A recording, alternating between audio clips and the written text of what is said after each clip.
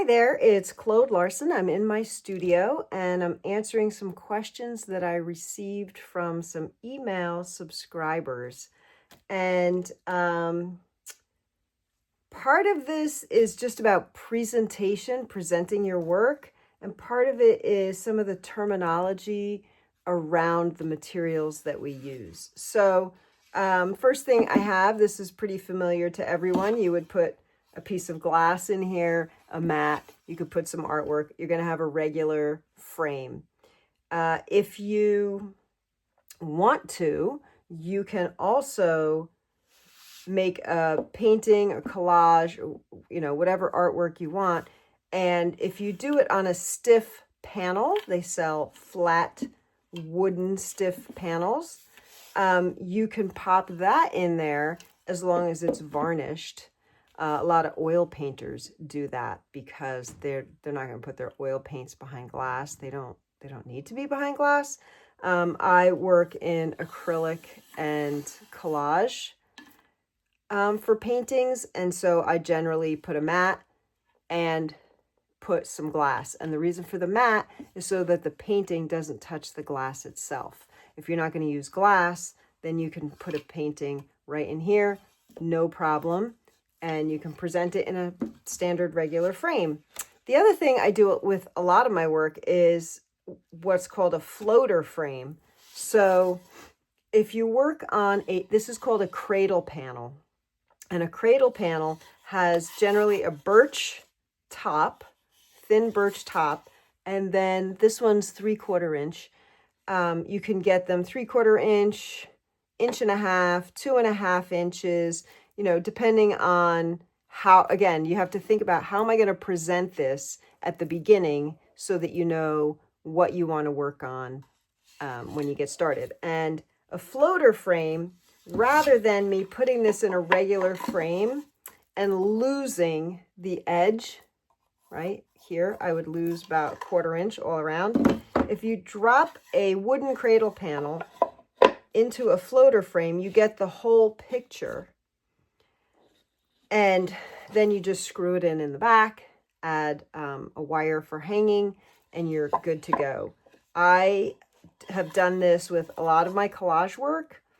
And if I'm working on paper, then I would take my collage work and I would treat it just as I would one of my acrylic paintings. I would cut a mat, put some glass, put it behind glass, and then I have a regular piece of art. I'm not worried about losing 1/4 inch around the edge because it's just mat board. And so that makes the presentation, the focal point is in the center, right? And the rest of it is just traditional framing. So for collage, traditional framing, you can drop it in a floater frame if you feel that's the best way to present it and you want to maintain the visual of all your edges. Or you can just put it on a cradle panel. Now this cradle panel I think is like 2 inches thick. Pine wood on the side, birch wood on the top. And again, I have it just wired for hanging. I don't have any frame on this. I like this is a very contemporary look. I don't have to worry about glass. And I don't have to worry about cutting a mat or doing any of that. The work, as I work on it, I knew this was either going to go in a floater frame, so I wasn't worried about how close I got to the edges. I knew I wasn't going to lose any of that. Or I knew it was just going to stay the way it was. And that's how it ended up. So I also make art quilts. And a lot of this applies to how you present your art quilt as well. So you can, as is traditional, have no framing whatsoever. You sew a sleeve on the back. I use, this has a piece of wire on it because I think it hung on a wall in a gallery at some point. But I use this thin white board. I buy it at the local boxed hardware store like a Lowe's or a Home Depot. I cut it. I make the sleeve short enough that I can extend the board at each end, drill a hole, and then all I have to do is tap like 2 tiny little brads, and I can stick this in the wall. It weighs, you know, almost nothing. Traditional presentation of a quilt. That's how you would hang it. I have also mounted some of my quilts on canvas. So this is a canvas. It's, I don't know, maybe 1.5 inches, right? And I made the quilt and I cut it to the exact size of the edge. Then I painted the canvas so it would have a nice finish on all sides. I actually cut this so it was 1/4 inch bigger than the canvas, stitched 1/4 inch all the way around, trimmed off 1/8 inch all the way around so I could get a nice clean finish.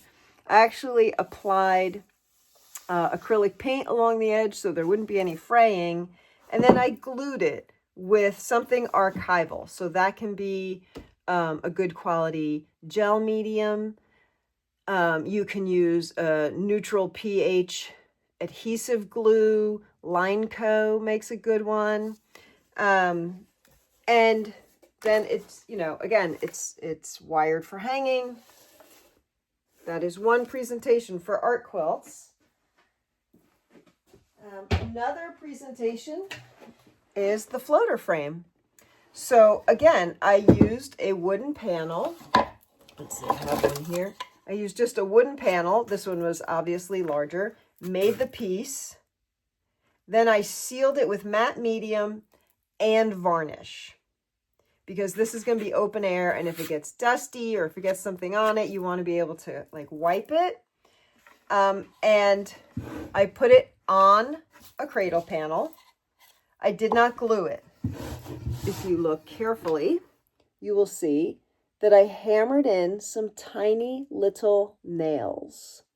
And I just, you know, measured it out, evenly spaced them, put a little pencil mark on my art quilt.